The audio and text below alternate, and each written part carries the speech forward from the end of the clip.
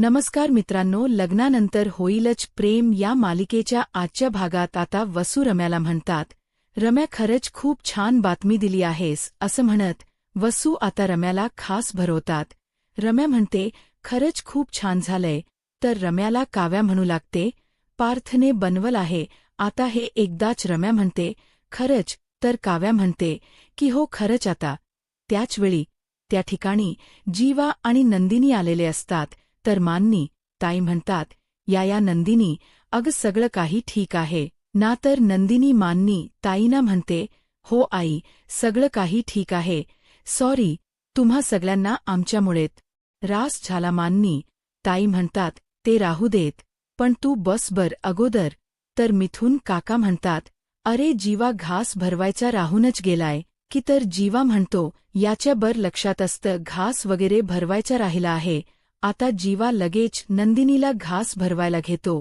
नंदिनीला थोडं वाईट वाटत असतं, परंतु जीवा एवढा मनापासून घास भरवायला घेत म्हटल्यावर नंदिनीसुद्धा अगदी प्रेमानेच तो घास खाते.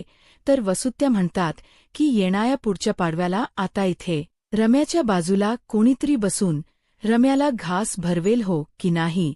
तर आता सर्वच जण रम्याकडे पाहू लागतात, परंतु कोणाला काहीच कळलेलं नसतं. जीवा म्हणतो, म्हणजे नक्की काय घडणार आहे. तर आता काव्या म्हणते, म्हणजेच रम्या मॅडम ज्यांना भेटायला गेल्या होत्या त्या दोघांनाही एकमेकांना पसंत केला आहे.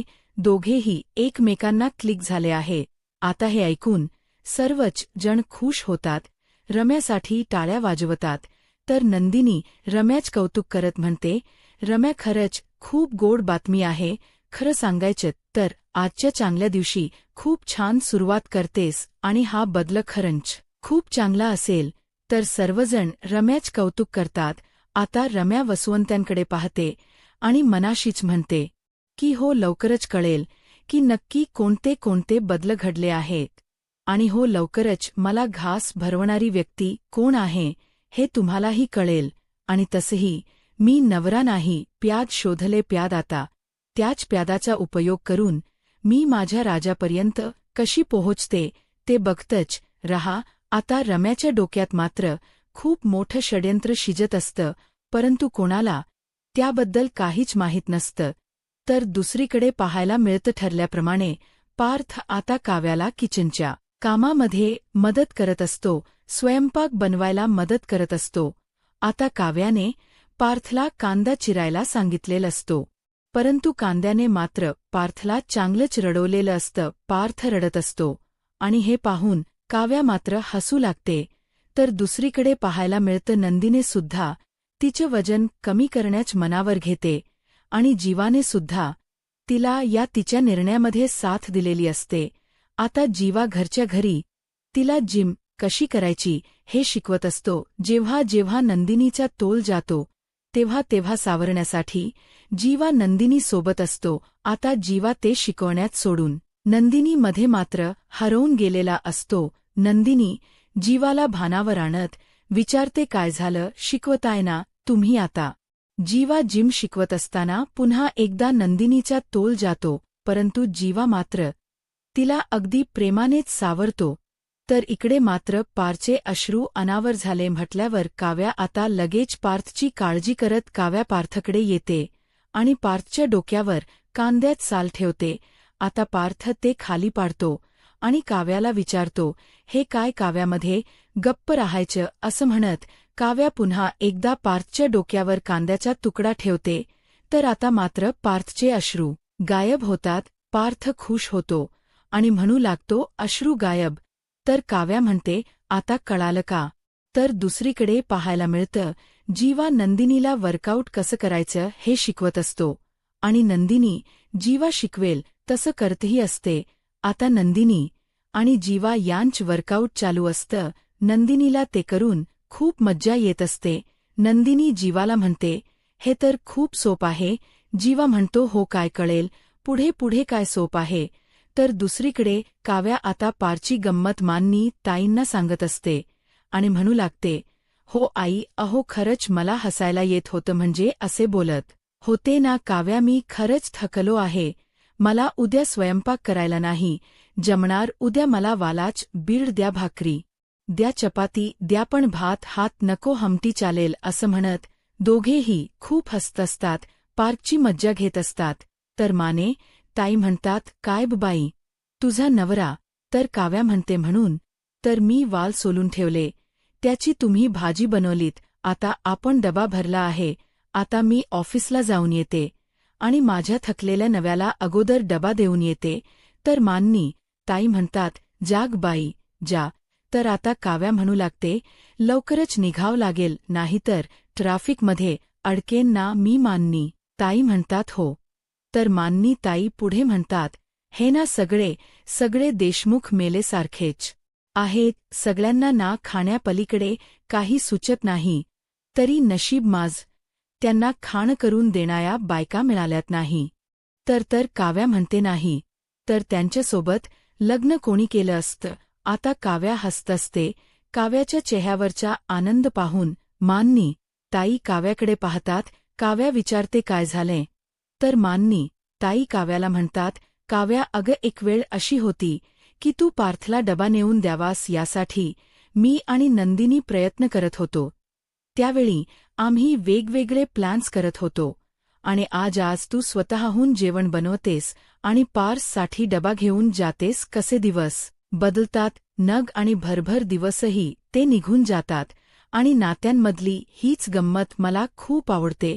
पण खरं सांगू का काव्या, तू प्रयत्न केलेस म्हणूनच हा दिवस आज दिसतोय आणि म्हणूनच हे सगळं काही असं घडत. तर काव्या मान्नी ताईंना म्हणते, ठरवलं तर सगळंच करू शकतो ना आपण, अगदी आपल्याला जे हव्य तसं. मान्नी ताई म्हणतात, हो, पण जा तू डबा घेऊन जा, नाहीतर मी काय बोलत बसेन आणि तुझा बोका उपाशी राहील. तर काव्या म्हणते, नाही, असं नाही होणार. आता किती वाजले? 1:30 वाजलेत ना, मी पोहोचेन 2 वाजेपर्यंत. तसंही मी देशमुखांना अगोदरच फोन केलाय आणि त्यांना सांगितलं आहे की बाहेरून काही ऑर्डर करू नका, उगाच काहीतरी बाहेरच खाऊ नका, मी तुमच्यासाठी डबा घेऊन येतच आहे. मान्नी ताई म्हणतात, हो जा. आता मान्नी ताईंना काव्या भेटते आणि लगेच ती डबा घेऊन ऑफिसला निघालेली असते. आता इकडे मान्नी ताई त्यांच्या कामासाठी जात असतात, पण त्याचवेळी वसुआत्या त्यांच्या समोर येतात. मान्नी ताई वसू आत्याशी काहीच बोलत नाही. तर वसू आत्या म्हणू लागतात, मान्नी, मला तुझ्याशी थोडं बोलायचं आहे. परंतु मानिनी ताईंना मात्र वसुत्यांचा राग आलेला असतो. तर वसू आत्या मान्नी ताईंना म्हणतात, मानेनी, मला माहीत आहे तू का माझ्यावर चिडलीस, का रागवलीस, मी समजू शकते. खरं तर 16 डिसेंबरला माझ्यामुळे जे काही घडलं त्यासाठी खरं तर तू माफ केलंस ना मला, असं म्हणत वसू आत्या माने ताईंना प्रश्न करतात. तर मानेनी ताई वसू आत्यांना म्हणतात, वसुताई, 16 डिसेंबर हा दिवस आणि त्यानंतरचा प्रत्येक दिवस फक्त मनाला चटकेच बसत होते आणि तसंही माफ केलेलं असलं तरी सुद्धा त्या चटक्यांचे मरण हे राहतातच ना, मग ते चटके, ते मरण कसे विसरता येतील. तर आता वसुआत्या नाटक करत म्हणतात, मान्य आहे मानिनी, तू बोलतेस ते सगळं काही मला मान्य आहे, परंतु लेकीच्या प्रेमापोटी मी हे खरंच विचित्र पाऊल उचललं होतं.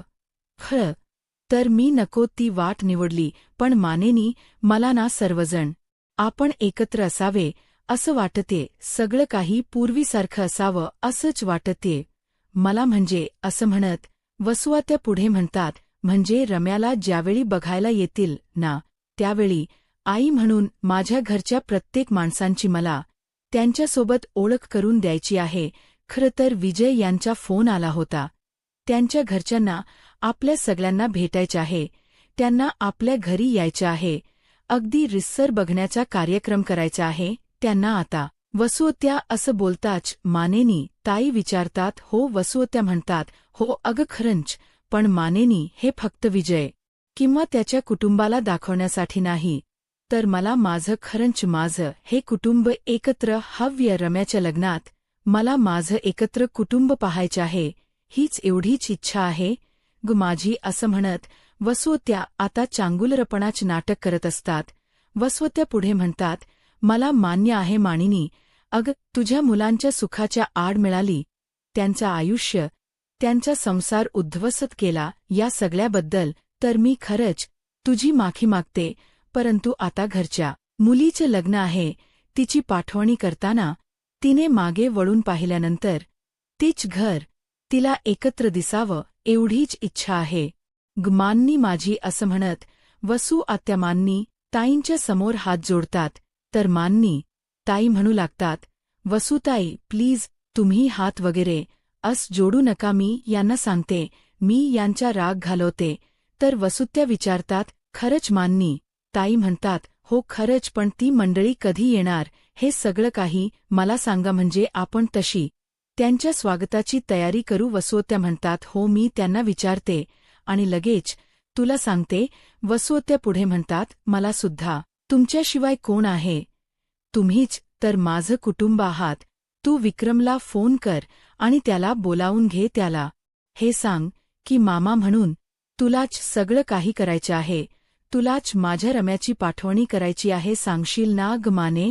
मानेनी ताई म्हणतात, हो सांगेन, अगदी लगेच फोन करून सांगेन. नाहीतर यांचं तुम्हाला माहीत आहे ना, घरच्या कामात सुद्धा किंवा घरच्या कार्यात सुद्धा ते कधी वेळेवर उपस्थित राहणार नाही, त्याला सुद्धा गैरजरच राहतील. असं म्हणत मानेनी ताई तिथून निघून जातात.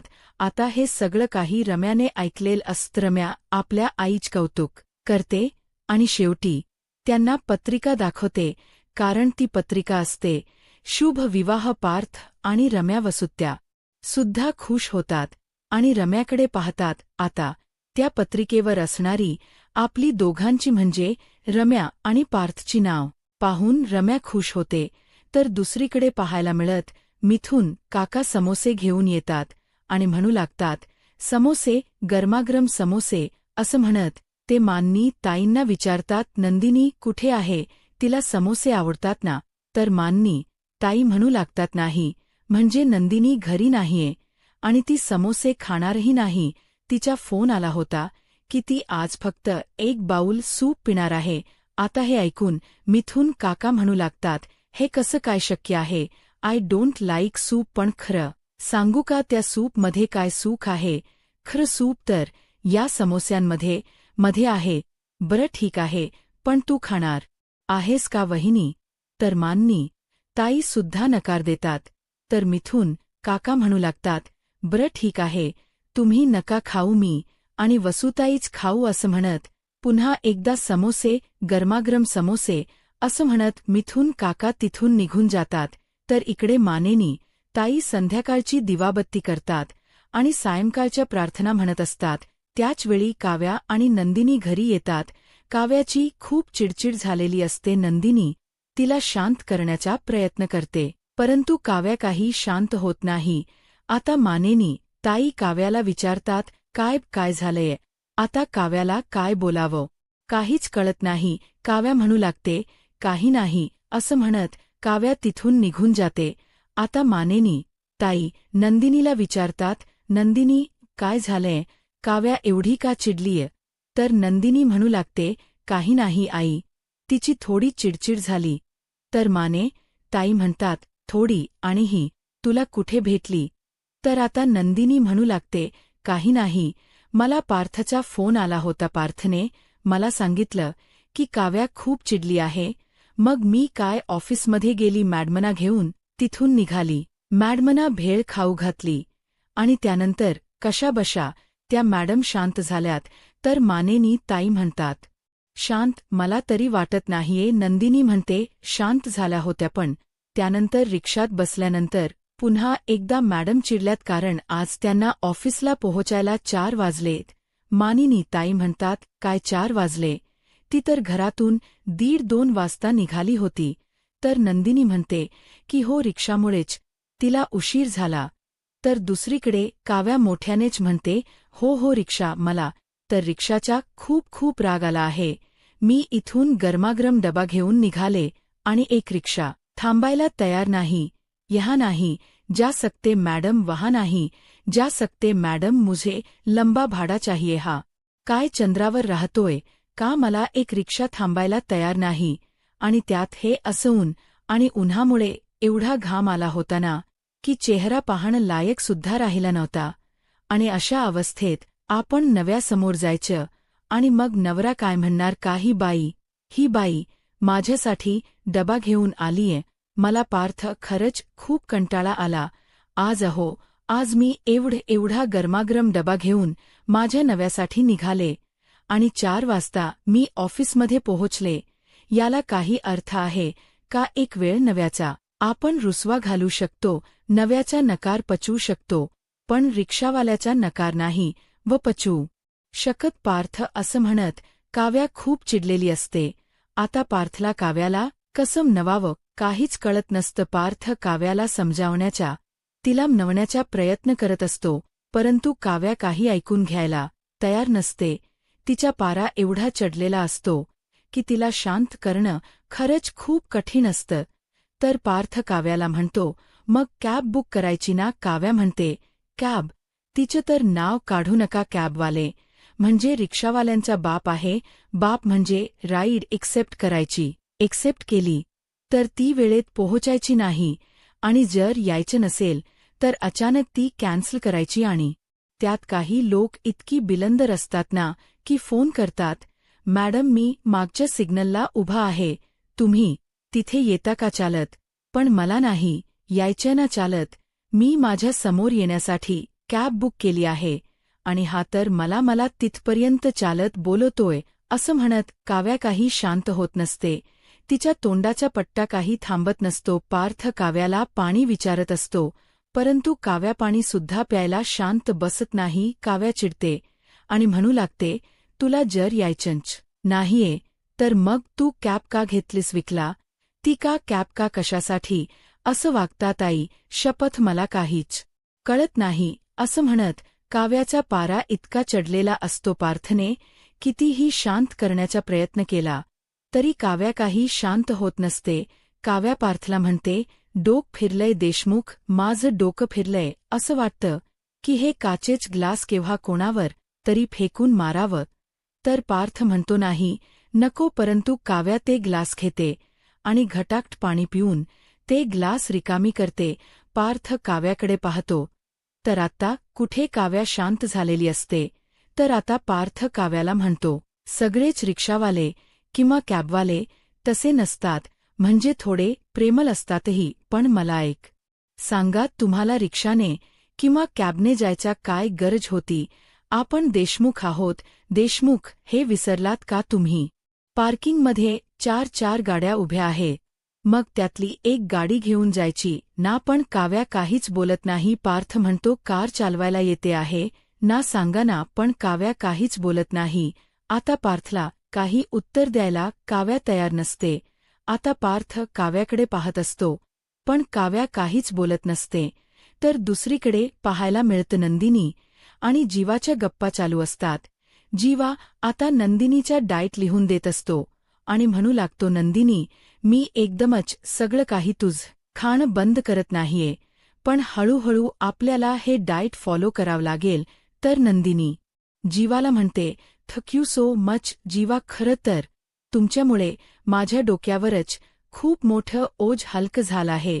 तुमची मला साथ आहे आणि मुख्य म्हणजे वेळ होऊन जायच्या अगोदर मी सावध झाले आहे आणि जागी झाली आहे.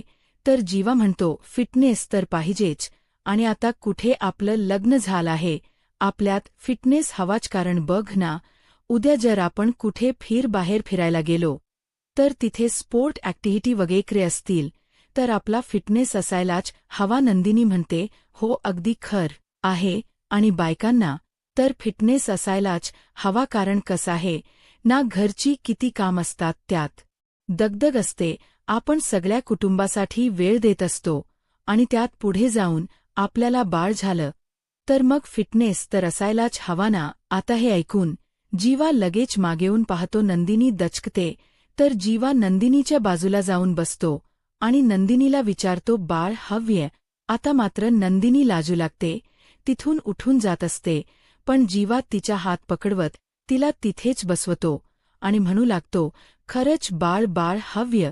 जीवा नंदिनीला म्हणतो, मला माहीत आहे तुला लहान बाळ नक्कीच आवडत असतील आणि हो, मला सुद्धा आवडतात. आपल्याला सुद्धा असंच गोंडस बाळ होईल आणि ते माझ्यावर सारखीच असेल माझ्यावरती जाईल. जीवाच हे बोलणं ऐकून नंदिनी म्हणते काय तुमच्यावरती जाईल. जीवा म्हणतो की हो बाळ अगदी माझ्यासारखंच असेल. आता नंदिनी हसू लागते. जीवा म्हणतो काय झालं. नंदिनी म्हणते सॉरी पण नको कारण 2-2 जीवा मी नाही झेलू शकत असं म्हणत नंदिनी तिथून निघून जात असते. जीवा पुन्हा एकदा नंदिनीचा हात पकडतो. तिला तिथेच थांबवतो आणि म्हणू लागतो हो का मग बाळ तुझ्यावरती जाऊ देत कारण मी 2-2 नंदिनी झेलूच शकतो आता. नंदिनी जीवाकडे पाहते. दोघंही आपल्या बाळाचा विचार करत असतात. जीवा नंदिनीला म्हणतो मला तर मुलगीच हवी अशी छान डोळ्यात 2 वेण्या घालणारी अशी छान टिकली लावणारी म्हणजे तुझ्या चेहऱ्यावरचा हसू आणि माझ्यासारखी अशी दोघांची असणारी आपली गोंडस मुलगी असावी. तर नंदिनी म्हणते बापरे केवढं प्लॅनिंग करून ठेवलेय. जीवा म्हणतो इतकंच नाही तू बघच मी आपल्या बाळाचे किती लाड करणार आहे. तिचं गोड कौतुक करणार आहे. जशी मी बुलेट चालवतो तशीच मी माझ्या मुलीला सायकल चालवायला शिकवणार आहे आणि तिच्या मागे मागे धावणार जस मी तुझ्या मागे मागे धावलो असं म्हणत जीवा नंदिनीकडे पाहतो. दुसरीकडे काव्या म्हणते नाही नाही जिथे मला सायकल चालवायला येत नाही तिथे तुम्ही गाडीचा विषय काय काढताय हो. नाही नाही मी गाडी वगैरे चालवणार नाही. तर पार्थ म्हणतो चालवावी लागेल. बाबांनी ज्यावेळी पहिली गाडी घेतली होती ना त्यावेळी त्यांनी नियम घातला होता स्वतःचा जीव आणि स्वतःची गाडी दुसऱ्याच्या हातात द्यायची नाही. आत्मनिर्भर व्हायचं. तर काव्या म्हणते मी काय म्हणते मी ना आता पुन्हा ऑफिसमध्ये येताना तो वाला डबा घेऊन येते ज्याने थंड झालेल जेवण पुन्हा एकदा गरम करता येतं हो की नाही चालेल ना. पार्थ म्हणतो हो चालेल ना परंतु तो सुद्धा डबा घेऊन येताना तुम्ही गाडी घेऊनच यायचं आहे. आता मात्र काव्या म्हणते नाही हो मला गाडी चालवता येत नाही आणि मी कशी आहे तुम्हाला माहीत आहे. मी किती डेंजर आहे हे सुद्धा तुम्हाला माहीत असायला व देशमुख पारत म्हणतो हो मला माहीत आहे. तर काव्या म्हणते मी कोणालाही गाडी ठोकू शकते. देशमुख मी ज्या दिवशी गाडी चालवणार त्या दिवशी देशात कर्फ्यू असायला हवा तरच मी गाडी चालवू शकते. तर पार्थ काव्याला विचारतो काही खंडलं होतं का. तर काव्या म्हणते मी तुम्हाला का सांगू नाही. मी जर तुम्हाला सांगितलं तर तुम्ही विचार कराल काय हे नाही. मला त्या विचाराने सुद्धा धडकी पडते. तर पार्थ म्हणतो मी तुमचा नवरा आहे. मी तुम्हाला समजून घेणार आहे. मी तुम्हाला जज करत नाहीये. त्यामुळे बोला बोला काय झालं होतं नक्की. तर काव्या पार्थला म्हणते सांगते असं म्हणत काव्या घडलेला प्रकार आता पार्थला सांगू लागते.